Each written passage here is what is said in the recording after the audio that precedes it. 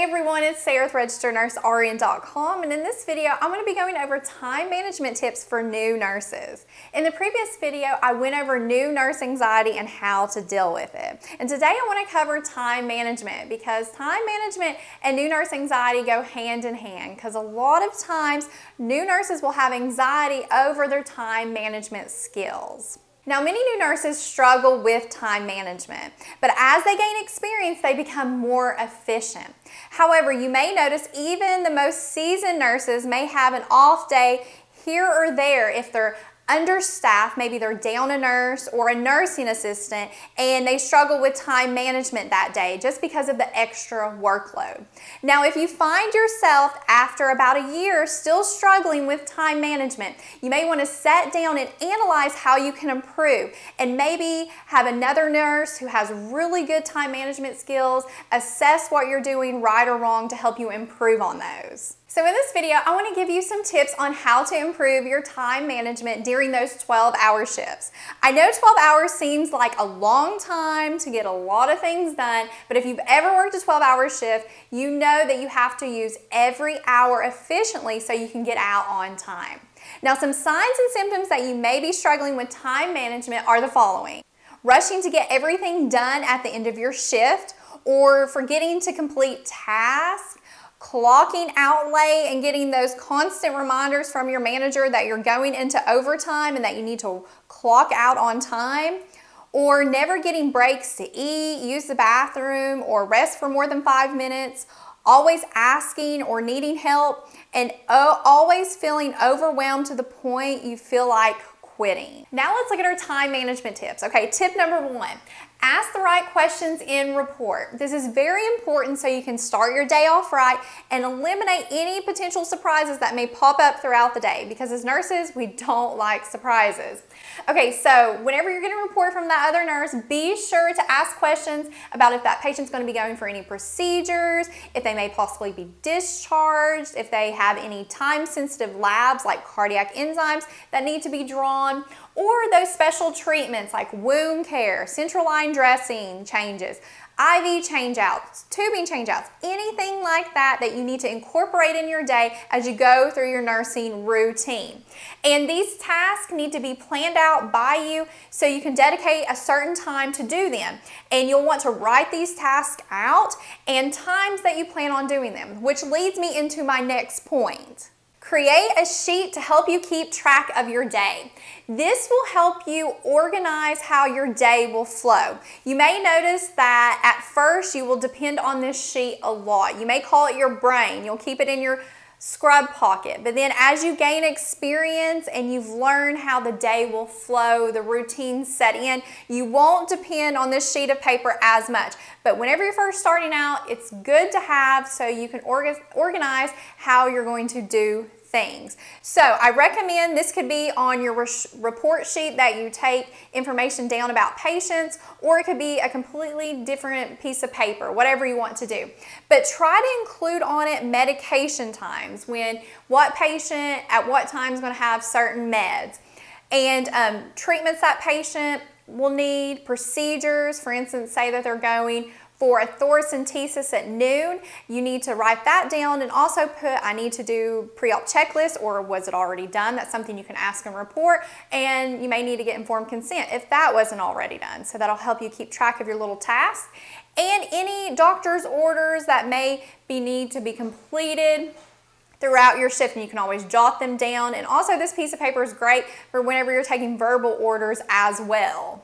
Next is to set goals of when things should be completed.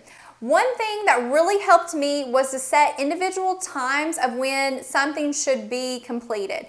And as you have probably worked about a month and you get your routine down and you see how the flow is going, you can do this. For instance, this is what I would do. 7 o'clock, I would make sure that I started rounding on my patients, doing my shift assessment, and then by 9:30 my goal was to have all my shift assessments documented and completed, and to be in that medication room pulling my 10 o'clock meds. And then after I pull my meds, do my med pass, and then by 11:30 be completed with my med pass and use that as a time to catch up on documentation and to start completing physician orders that have came in, because they like to round in the mornings and you start getting a whole slew of orders in. And just setting those time goals for myself really helped me make my day flow more smoothly. Next tip is to try to streamline medication administration times. As a nurse, you are going to be giving a lot of medications. That will really take up a lot of your day.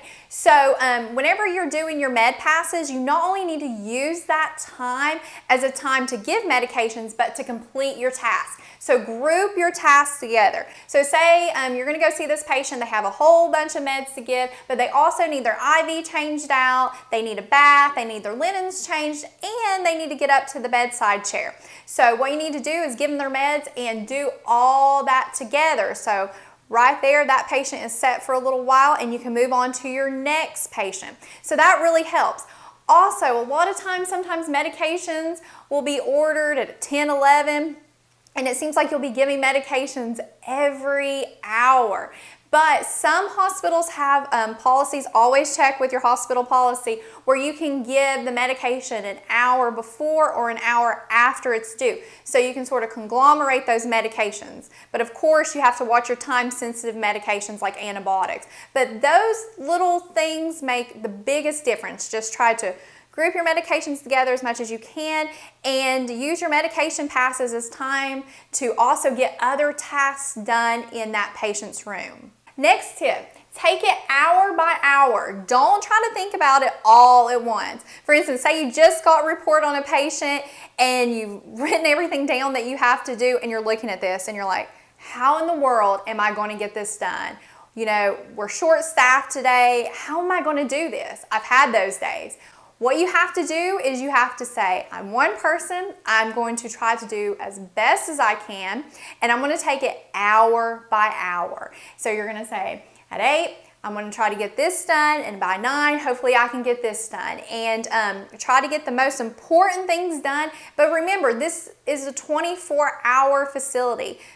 You have another nurse that if you didn't get something done, hopefully they can help you. So just don't get overwhelmed, but just try to take it hour by hour. And the last tip, experience helps with time management.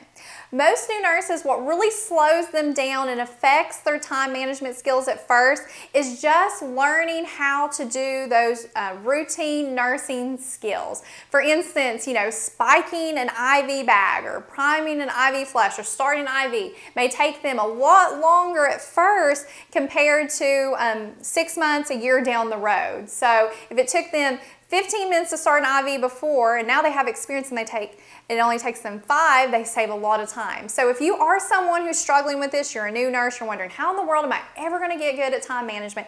Just know that as you keep doing these skills over and over, every day you work, you're getting better and better, and you will be good with time management. Now, if you are a nursing student who's watching this video and it's going to be a while before you work as a nurse, I really recommend that if you can to get a job as a nursing assistant, because this will help you learn the flow of those shifts you'll be working and just learning how to do your own skills that are required of you as a nursing assistant, and will help you understand how the day will flow.